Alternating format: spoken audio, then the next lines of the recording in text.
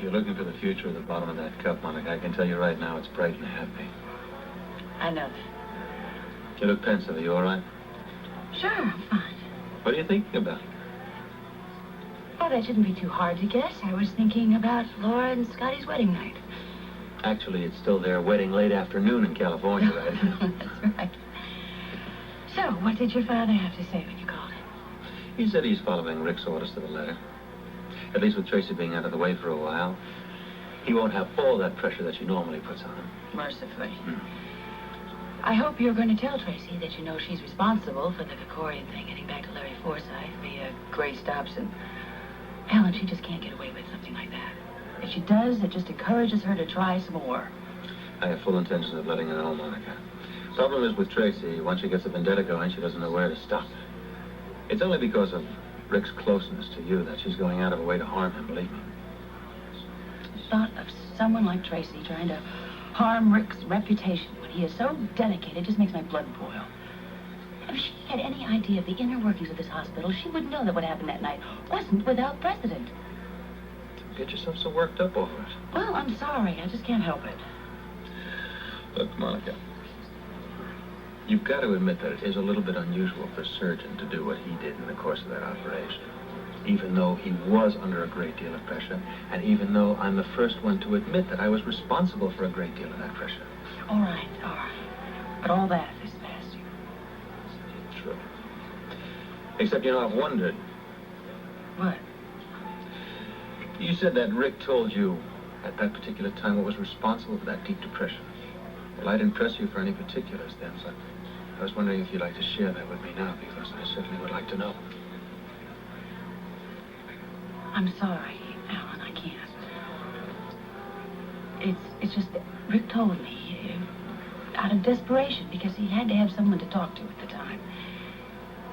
It's very personal. I just can't. I see. Well, I shall respect that confidence. Thank you. Have you two seen tonight's headlines? No, I haven't seen the paper all Take day. a look at this. I see. Well, it isn't something that he hasn't been promising all along. Personally, I haven't seen any visible results yet. Oh. Who's here? Hello, Monica. Ah. I persuaded him to come to dinner with us. Well, if I'm not intruding. Intruding, are you kidding? Dr. Weber felt that it was best she didn't have visitors. I see. That's all you're going to tell me. That's all there is to tell. And typical of the answers I get around here. Look, I may as well tell you that I'm not pleased with the way Pat's progressing around here. Well, I'm very sorry, Mr. Krikorian, because we have done everything medically and humanly possible for your wife. I've had discussions with you about Pat's condition. I've talked with Dr. Hardy, with Dr. Weber, with Mr. Rooney, your administrator. And with all that talk, I still feel that you're keeping something from me. We have kept nothing from you, Mr. Krikorian. I don't know why you feel that way. Well, I feel the secrecy started the night that Dr. Weber simply walked out of that operation and turned it over to you. Excuse me, Mr. Krikorian. Dr. Weber did not simply walk out of an operating room. It is not unusual practice for an assistant to close after surgery is completed. Well, according to some people in this hospital, it is. It's very unusual for Richard Weber not to complete his surgery. Then I would suggest that you listen to the staff that is qualified to give you the real facts. Neither Dr. Hardy, Dr. Weber, or myself have kept anything from you or told you anything but the truth.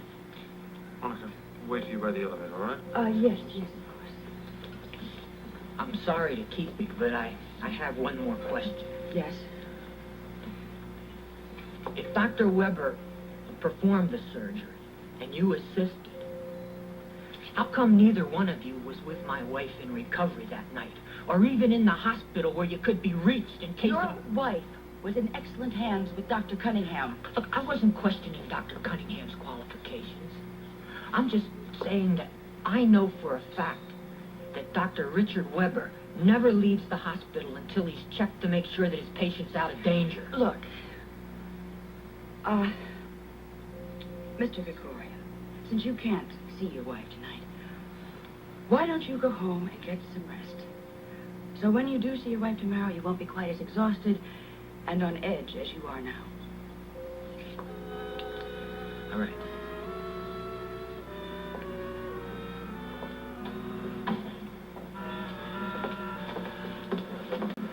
Dan. Oh, hello, Alan, Monica. Edward, how are you this morning? Very well, thank you, Good. Could I talk to you for a minute? Sure. Would you excuse me? Sure thing. Just so you know what's up. What is it, Linda? Well, it's Mr. Krikorian. We've had another one of our conversations about our purposely keeping things from him about his wife's first surgery.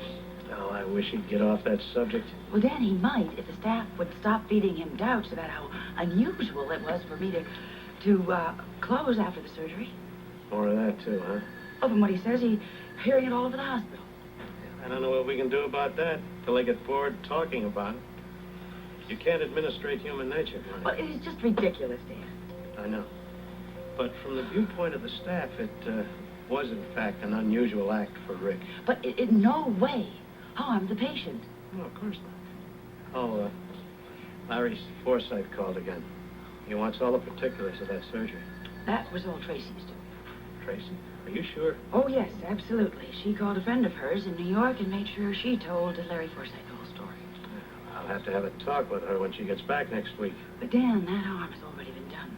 The problem right now is Mr. Krikorian and what we do with him. Well, think it'd do any good if I talked to him again? Well, it might. He also wants to know why neither Rick or I were in recovery with his wife. How do I answer that? Simply that I turned the patient over to Dr. Cunningham, who was on duty and happens to be a qualified surgeon. I'll try to get him to relax. Maybe I can get him to go home. How is Mrs. Kakari? Well, the same. Extremely weak.